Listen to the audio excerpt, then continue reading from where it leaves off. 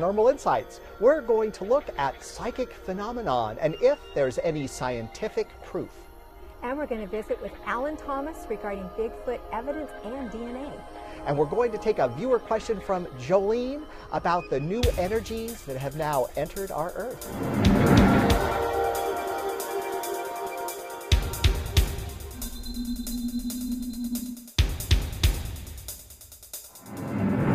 I'm Joseph Ernest Martin. And I'm Cindy Grayson. And this is Paranormal Insights, where we bring you the latest and best from the metaphysical world. Here, we share real tools and insights to your questions as we bring you answers from beyond the ordinary. Cindy is a hypnotherapist with a specialty in past life regression. She works with spirit guides and other white light entities as a medical intuitive. Joseph is an award-winning psychic of over 25 years, and he is the author of the international bestseller, The Quest Tarot. Joseph is also the recipient of the Visionary Award of Excellence. Proof of psychic phenomenon has always been kind of elusive. And, rightly so. It's kind of hard. This whole thing about emotions and thought and all this stuff we've been looking at for years, it's kind of hard to put our finger on it. It is. It's hard to prove it to the general public because you and I both know we have interactions with clients.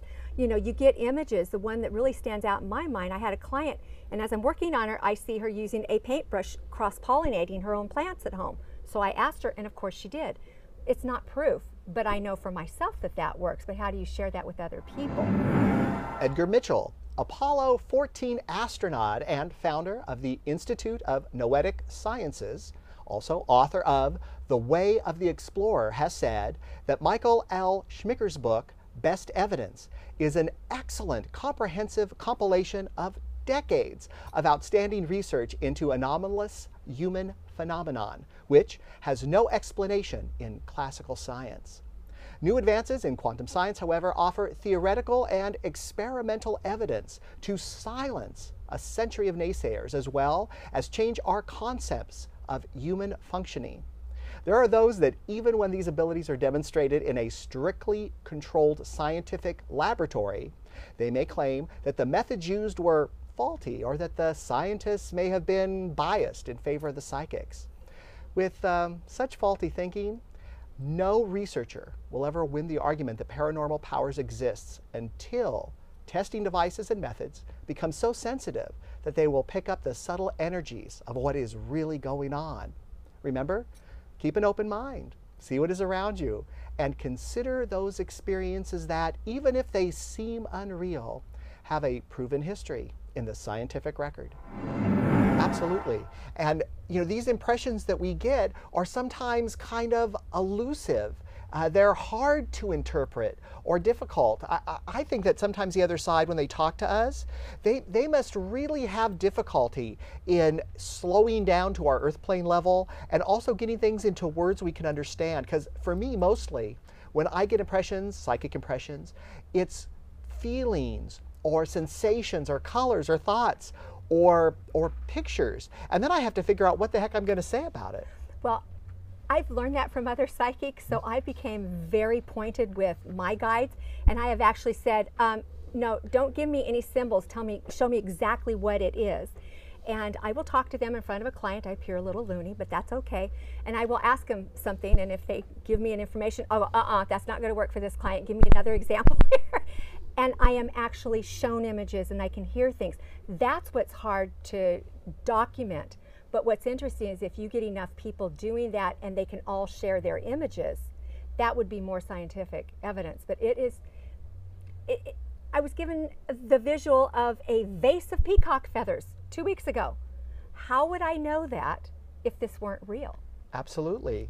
And some of the things that come up for us and for the other psychics that we know is that we're told to say things honestly that make absolutely no sense to us when we're supposed to say them. One of my favorite series of studies was conducted by Dr. Masaru Emoto. He was a pioneer with experiments observing the physical effect of words, prayers, music, and environment on the crystalline structure of water. Dr. Emoto exposed small bodies of water to widely different intentions by taping words to the containers of water. The exposed water was then frozen. The results were that the water crystallized differently according to the positive or negative vibration of the intention. Using a powerful microscope, he was able to photograph newly formed crystals of frozen water samples. In his book, you can see samples of these beautifully defined water crystals that came from the positive intent, and these nondescript, not quite formed, not beautiful crystals with the negative intent. There are many different experiments that were run, and if you go on the internet, you can find these pictures and look them up for yourself. In Dr. Emoto's book, The Hidden Messages of Water, he asks, if the vibration of positive intent can affect a container of water, what can it do for people individually and collectively, as well as everything else in the world, since people and Earth are composed mostly of water? You know, being a psychic does not mean that we get to know everything, because we don't. And we are told or prompted to say things that were given from the psychic realm, and most of the time we're just trusting that it's going to make sense to the client. It doesn't always make sense to us. Absolutely. Right. And I had a client one time, and I got the image of a squirrel with a very clean walnut. I almost didn't say anything. And so I finally said, okay, and I shared the image, and she shrieks and goes, oh my God. I said, that has meaning for you? She says, yes. She says, my fiance calls me squirrel and that I always have to have the nut. To this day, I don't know what that means, but that meant everything to me. Psychic powers and paranormal abilities have been around since recorded history. They seem to be everywhere, and recently in the movie Looper, psychic abilities were normal for a large group of the population. But finding proof of psychic power can seem elusive. Imagine trying to prove that love exists. You can't locate it in the body, you can't make it appear on demand, and you can't directly measure it or photograph it. Yet, we all agree that love is real. People ask, where's the scientific proof for paranormal phenomenon? And at times, it can seem as hard to prove as love. Scientific testing has been recording psychic and paranormal phenomenon since 1871 with Sir William Crookes, who published in the Quarterly Journal of Science an article entitled Experimental Investigation of a New Force. In this article, Sir William recounts his experiments in what he called the psychic force. We call this telekinesis today. At Princeton University's Anomalous Phenomenon Department, that's a mouthful, Dr. Robert Jan and Brenda Doon have proved telekinetic abilities exist even under the strictest scientific controls. Absolutely. And I was working with a young woman whose life partner had recently passed on. And she said, can you get a message from her? And so I sat to open up and see if I could feel or experience or get the words of the message to give to her. And what they showed me was Robin Williams in the movie What Dreams May Come. And I thought, I don't even know what I'm supposed to say about that. All I am seeing is Robin Williams in this gorgeous, beautiful movie.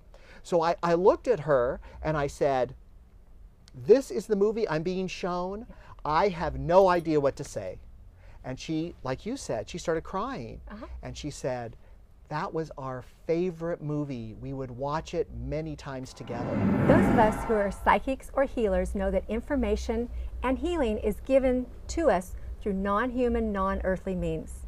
The information can be very specific, quite insightful, and powerfully healing. But how do we test for that? A great book on the subject is The Intention Experiment by Lynn McTaggart. You may recognize her name from the movie What the Bleep Do We Know? The Intention Experiment is a compilation of research including quantum physics. Remember, we all learn in school that everything is made up of atoms and that atoms vibrate. Well, quantum physicists study the subatomic parts and how they vibrate and what affects their vibration. Based on the research, thoughts are endlessly passing energy back and forth between all subatomic particles. Not only is every thought a thing, it is a thing that influences other things, like ripples in a pond. The book also included a very interesting connection. when an experiment is being designed and conducted, the mere fact that there is a hypothesis or an expected outcome actually affected the outcome. Biologist Bernard Grad examined the effect of healing using water. Grad had a group of healers send healing to samples of water. Using infrared spectroscopy, he discovered that water treated by healers had a fundamental change in the bonding of oxygen and hydrogen in its molecular structure. Yeah, I've had the same thing with movies and songs, and you mention them and you're stepping out on faith because that's what you're given. Don't edit it, just present it. And it always turns out to help the people. We nail it, hon. Yes, absolutely. And you know, too, our teachers always tell us, get your ego out of the way so that the real message can come through. And that's part of the challenge of being a skilled psychic, is to know the difference between your junk and other people's junk. So you can get yours out of the way and you can get the real message to flow through you. And I have to say that I enjoy the process, and it's fun because it's so surprising. Now we're going to visit with Alan Thomas with his Bigfoot evidence and DNA.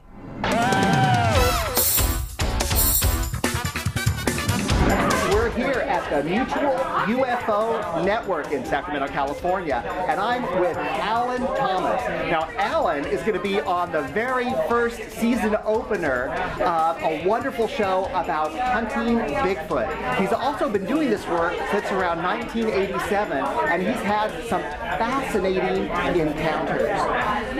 You just don't do Bigfoot, but let's start there. A lot of people have heard about Bigfoot, but they're not really sure, you know, is this like a bear? Is this like a misidentified cougar climbing a tree? What's happening with this? How did you get involved? How I did was I was in the right place at the right time, and one stepped out right in front of me and started digging around in the bushes and walking around, and it was far enough away where I thought it was a man. Yes. And it started walking towards me, and as it got closer, I realized I wasn't looking at a man, even though it moved like a man. It, you know, swung its arms like a man. It's giving me goosebumps talking about it. But I realized it wasn't a man, and then I realized as it turned, it didn't see me yet. It turned towards the sun, and I could see the stomach area. It was like Arnold Schwarzenegger, only like So like a six-pack? Yeah. A defined figure. And I thought he was wearing like an overcoat, a big coat, and then I realized that was his arms and shoulders were he was immense. He was like 10 feet tall.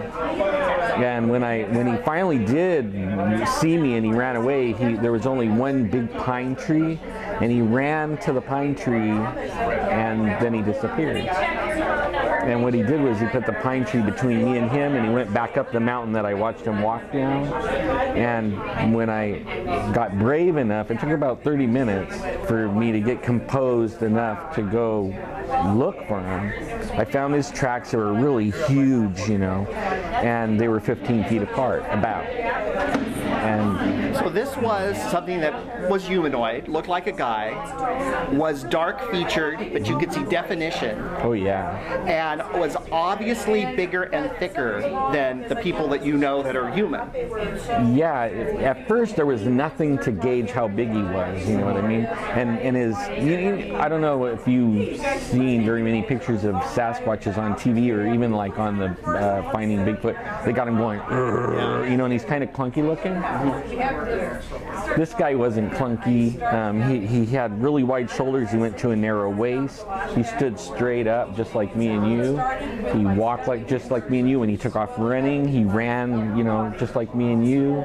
And but only he was like on a scale of huge, you know. I mean. So how tall would you feel that this figure was? This thing was? That one was around 10 or 11 feet tall. So literally 10 or 11 feet tall. And there was like dark features. And did you actually see hair, or what did you see? He was totally black. Black. I mean, jet, like a black Labrador. Mm-hmm. In fact, when he turned and the sun glinted off of his fur. It looked like clean, not matted, nice, short hair, like a black lab. And then right here, the only color was right here. It was like a reddish orange, about like on that sign right there next to us. But and that was all the features I could see good. And then I made some noise trying to break out the binoculars, you know, and get.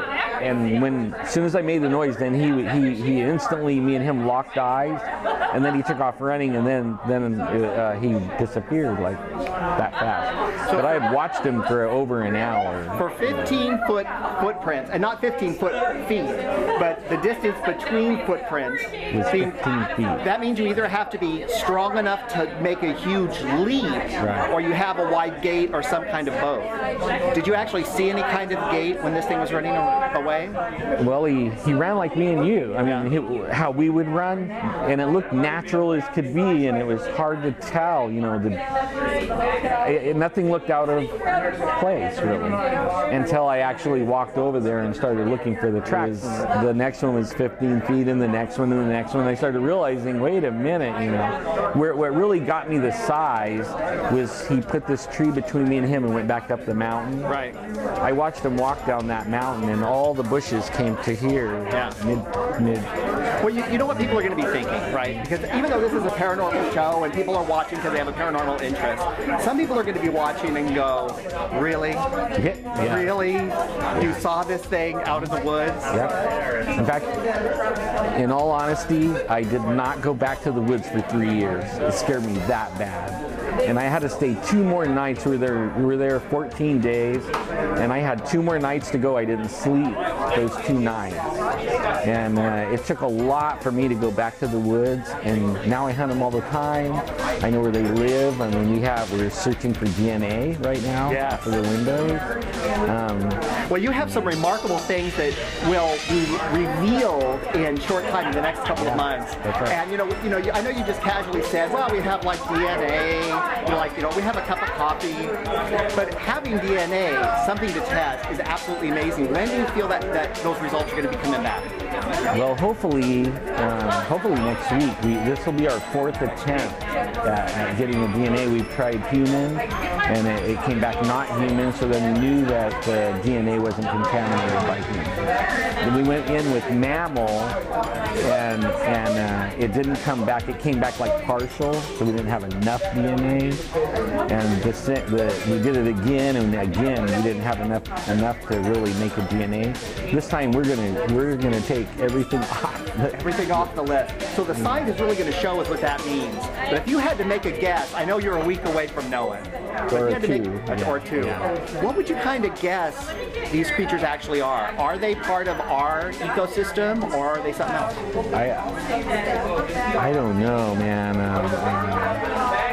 I thought they were like more animal, but only the more that I'm now researching them, I think of them more like ninja human with some kind of animal traits, like they don't cook their food, stuff like that. But this is actually so amazing and fantastic that I want people to be able to find you easily, to get more information, follow up. What's an easy way for people to find you? It would be Facebook, and I would look for, let's see, how do you do it? It's the Facebook email. So mine is Sasquatching.facebook. Well, you can search for people on Facebook. Well, I have Alan Thomas. Alan Thomas on Facebook? Yeah, if you put Alan Thomas and Sasquatching, then you'll find me pretty good. And there's also a group you kind of work with. That's called Sanger Paranormal Society. You could also find me through there. If you find that, then I'm in a friend list of the Sanger Paranormal Society. Fantastic. You're going to find this information at the bottom of this segment, and of course in our end credits. And you also can catch me live on Sunday night at 7 p.m. on the web. It's SPS Radio that would live stream go to live stream and type in SPS Radio. And you don't want to miss that show because it is really wonderful. I've just been here for a 2-hour presentation from this group, and I have to tell you, I was really impressed. Alan, thank you so much for your time today. This has been amazing, and I have to say, honestly, you're the first person I've ever met firsthand that's had this kind of encounter. I am so impressed with you and your group and the evidence you presented today. Well, I invite you to go camping with us, and maybe you can have a first-hand encounter. Maybe. Bring your camera. I know I am still. Now we have a viewer question from Jolene, who wants to know about the new energies that are coming into the earth and what it means for everyone. With all the new energies coming into the world, how best can people utilize them to help themselves and everybody else? Jolene, this is one of my favorite questions in a long time, and I'll tell you why. Because there are so many energies coming into the world at this time, and I am anxious to find out what my guides are going to say about all these new energies and what they're going to mean for us. The first thing I want to tell you is that where these energies are concerned, we're meant to be humble with them and slow. We're not meant to be running down the street screaming or reacting in a really big way. We're meant to be positive and relaxed in how we go forward. The energy that's coming into the world right now is all about success, but not the falsity of success, which is like ego success, but about real success, success that incorporates the world, the earth, and everybody on it. This is about loving everyone, but it's not in a lovey way where you're off in la-la land, being Pollyanna-ish or dancing down the street. It's about real love, real concern, which always manifests through physical help of others. Something to consider. This next cycle we're in is a solar cycle. It's a bright, sunny cycle. And so this means being active, new growth, new ideas, new ways to handle things. But it's handling things in a very smart way. So it's using intellect with emotion and, dare I say, intuition and going forward. It's about being present, no longer being invisible or afraid. If we have something to say, it's time to say it. And this new energy is prompting us to do just that. We have the full card of new beginnings in the reading. And so this really says that this new energy is part of a new era for us and other people. And that this new time is an important time in the history of humankind. With that said, we have got to take this change without creating pain. Does that make sense? We don't want to have change through pain. And that's how most people actually do change, right? We have a pain, we have something we don't like, and therefore we consider changing in order to get rid of the pain. But this new cycle of change is all about changing because we choose to and we know it's the right thing to do. It's about the voluntary, joyous actions of change for us and for the people around us. Honesty, integrity, and virtue have never been more important in the world and on the planet than right now. And you know this anyway. We all watched the 2012 elections. We've all seen politicians and corporate heads doing all sorts of, dare I say, questionable acts. Now is the time for us not only to join with others who have honesty, integrity, and virtue, but to find them, to solicit them, to be with them, so that as we go forward, we have created, dare I say, like an army of light as we move forward with this new energy going forward. Jolene, I want to tell you that I do absolutely love this question. Fantastic question. And this new energy is going to change the world, whether we like it or not. But I'm going to tell you, we are going to end up liking it a lot. Jolene, it's rare that we have a question that applies to humanity rather than the individual. Thank you for that. Be aware that new energies are coming into the world in many different ways. The vibration of the earth is changing for the better, and the children entering the world are also bringing amazing energy. The new energies are here to help us raise our own energy and ultimately work as one because we are all connected. More and more people are moving away from negative talk, including gossip and the news.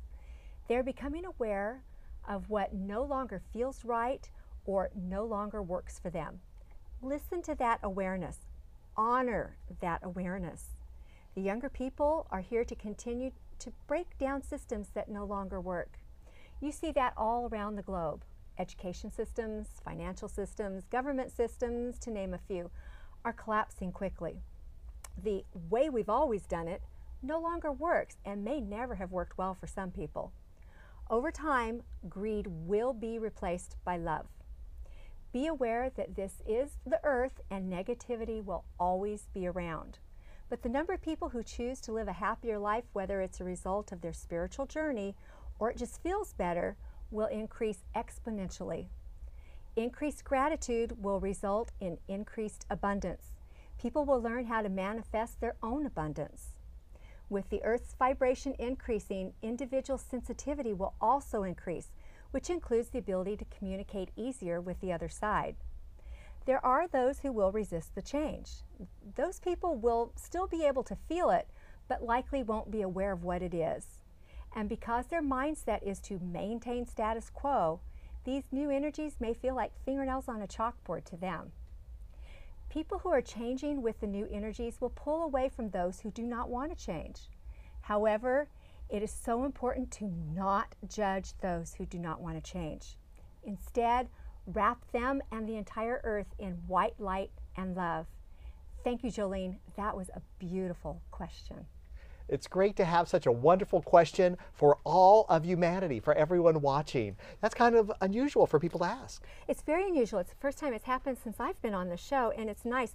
But what we have to remember is that we barely scratched the surface here, because the new energies that are coming in, the changes that are occurring, we could do an entire segment on easily and still not cover much of it. Oh, this new age that we're in is amazing, fantastic, and so important for all of us. We want to answer your questions and address your topics. If you have questions you want answered or topics you would like us to look into, we're easy to find.